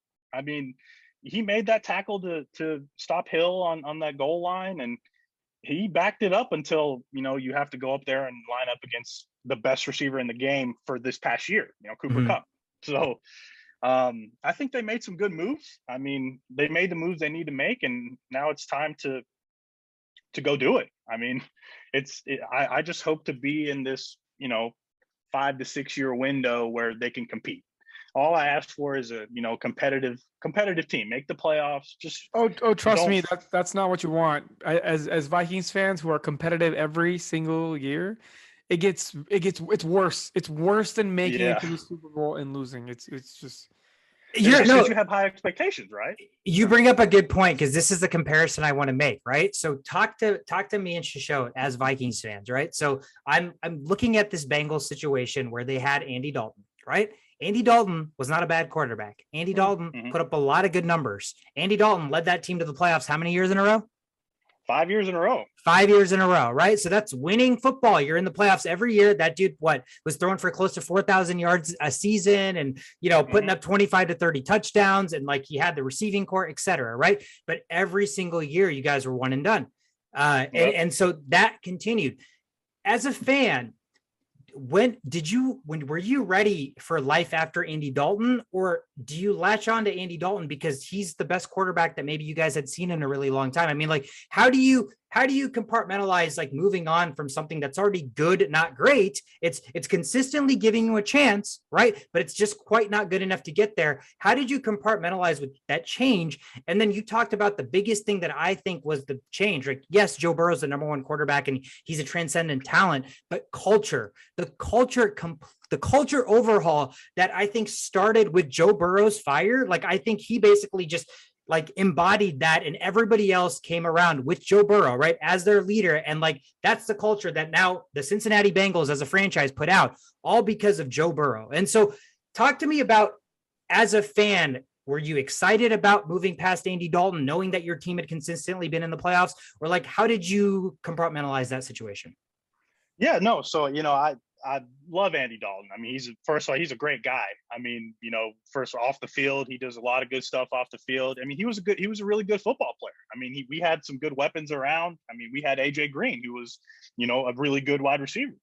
And, people forget that last playoff game that the Bengals had against the Steelers, Andy Dalton got injured, late in the season. And it was actually AJ McCarron who came in there and won the game. And it was just those two guys who messed it up for us. But I think after that, it was kind of like, okay, I think Dalton reached his ceiling. I think, I don't think he could be any better than he was, which, I mean, it turned out that, he's just your average backup now, and I was hoping it would be a little sooner that we would get a guy like Joe Burrow, but I'm happy it happened. But, that 4-year stretch, man, it was tough. It was just like, okay, we're winning 2, 3, 4, 5 games a year. It's, I still watch every game, but it's tough, man. Like, you don't have a good winning product out there. It's tough to watch, especially when the owner doesn't care. And you don't have you hold on to a coach, which, Marvin Lewis, great guy, but keeping him around for so long, not having a playoff win, it was time to go. So I was skeptical of it, but I wanted to be like, okay, hey, we have to replace these guys with better guys. And, we eventually did. And a lot of, I haven't even mentioned his name yet, but Joe Mixon, career year, 1,200 yards. I think he had 16 or 17 touchdowns, best year of his career. And I think that with these additions of these few guys, on the line, I think he could have a bigger year. This was one of the years where he actually stayed healthy. He usually missed, 6 or 7 games a year, and now he got a full season under his plate, and he had a career year, made the Pro Bowl, and I think he deserves a lot of credit for the success of this team as well. Especially with the two Joes and Jamar and Higgins and Boyd. I really like the offense that we have, and we have a lot of good defensive guys too. Signing Trey Hendrickson from the Saints, monster signing. He had 14 sacks, I believe, this year, which we never got that from the defensive end position. We had Carlos Dunlap, who was good, but we got Hendrickson and put him up with Sam Hubbard and DJ Reader, BJ, the line, and what we've built off the last few years. And I think this is a big year for us because, a lot of times it's a Super Bowl hangover. The losing team, the next year, they don't come out with the same fire, the same motivation. But that's part of the culture change. I think Joe Burrow is. It doesn't matter. You got Joe Burrow, man. He's not going to let you have a Super Bowl hangover. All that dude is does is win. He's won at every level he's ever been at, right? The Nebraska Huskers thought they were too good for Joe Burrow. I don't know if you know that story. But that shows you what kind of poverty ass college franchise the Huskers are currently. But I think that's the one reason why, if I was a Bengals fan or I'm like a neutral fan, I wouldn't worry about the Bengals having a hangover unless Joe Burrow gets hurt again, which now you signed 3 offensive linemen to prevent that from happening. he's not going to allow that culture to deviate because the culture started with him, right? So it's only going to go as far as he takes it. And again, he's not somebody that was set the first playoff win that you guys won. That was your first playoff win in how many years? 31 years, man. 1991. And what did Joe Burrow even born. And what did Joe Burrow say immediately after winning the first playoff game for the franchise in 31 years? He pretty much said this is the standard. I mean, we got to keep going. And he said at every press conference, you're like, hey, this is cool. We won, but it's on to the next, and this is what we expect. So that's the culture. That's it, man. I mean, it's rare to find guys that have that. Like you said, at the beginning, you said that he has that moxie, and he's just a guy that you want in the locker room. And although I didn't mention his name, I think losing CJ Uzomah hurt the Bengals. I mean, he got a nice contract with the Jets, which he deserves, but he was a guy in the locker room he had a big voice in there. I've heard some of his pregame speeches. Yeah. No, he gets him fired up, man. And I really liked him. And for him to have that year he had last year, coming off an Achilles tear, which is tough to do, man. I mean, not a lot of guys recover from, ACL nowadays. It's guys come back stronger, but Achilles tears, that's tough, man. And he came back and he had a very solid year, and it was tough losing him. But I think, signing Hayden Hurst from the Falcons was a solid replacement. That's huge. Him along with Sample still there, right? Mm-hmm. Yeah, he was. I think he was a first pick in the second round, in that draft. So he was expected to be, really good, but he hasn't turned out that way. But he's a solid backup. I mean, I think he can back up Hurst pretty well.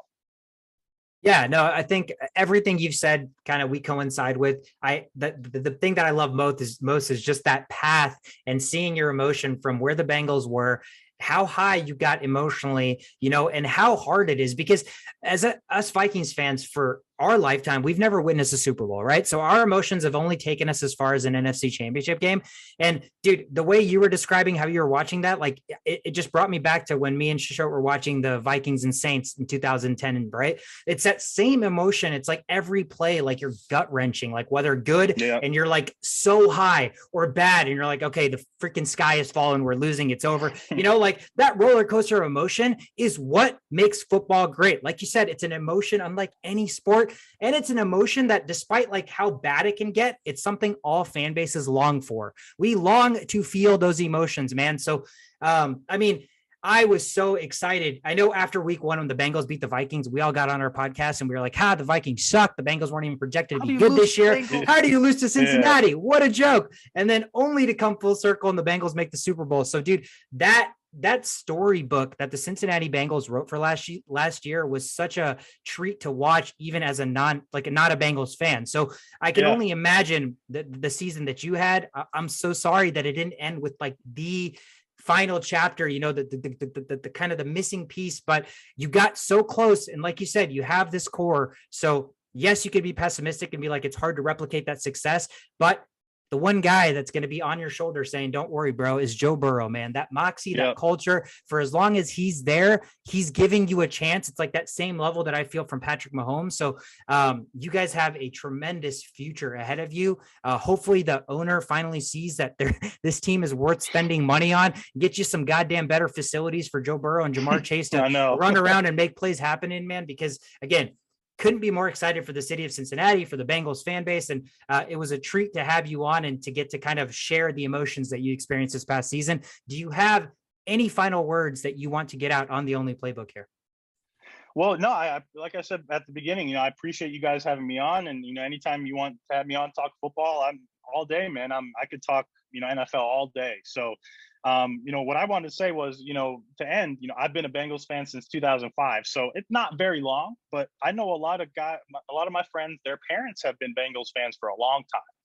And, I watched a couple games with them, playoff games, they were there. And, after we beat the Chiefs, like I teared up, man. And I cried, man. It was a great feeling.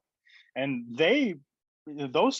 my friends' parents and whoever who've been fans since the 80s, Boomer Esiason, Chris Collinsworth, those days, they bawled, man. I mean, they were like, this doesn't happen very often. And it's unfortunate that every single playoff Super Bowl loss that the Bengals have had, they've had a lead in the second half. They've just lost by 5, 4, 3 points. And, it sucks knowing that all we needed was maybe another field goal to win this game. But, I'll try to stay optimistic because, like you said, we have Joe Burrow. So. Yeah, absolutely. Arpan, thanks so much for hopping on, man. Again, we'll do this again throughout the middle of the season. Let's hope the Bengals can replicate that success so you can come on and say good things and not bad. For sure, man. I appreciate you guys. You guys take it easy, all right? Hey, have a good one, man. Thanks, everyone. Good, man. And that was the Cincinnati Bengals. Thank you so much, Arpan, for joining us and sharing your emotions and telling us pretty much an entire story of your emotional arc for last year, right? It was like putting myself in his shoes and feeling the same feelings that all he I was needed feeling. was some popcorn. I was so into that. Dude, that was beautiful, man. It's a feeling that us Vikings fans are longing to have. Let's hope this is the year. Again, that's the final team we wanted to cover. You guys got anything for us? No, but hey, earlier in the podcast, I think, Shashat, you mentioned that your old coach, Mike Zimmer, has a winning record against Aaron Rodgers, and that is in fact true. 7-6-1 does have a winning record against Aaron Rodgers. Oh. Not many coaches, I bet, can say that. So that, I mean, again, if he can take away anything, Mike Zimmer figured out how to negate or at least, whatever, Aaron Rodgers. So again, something to hold your hat out for. But again, thank you guys so much for listening to another episode. We're the Only Playbook. Can't wait to be back next week. See you guys next time.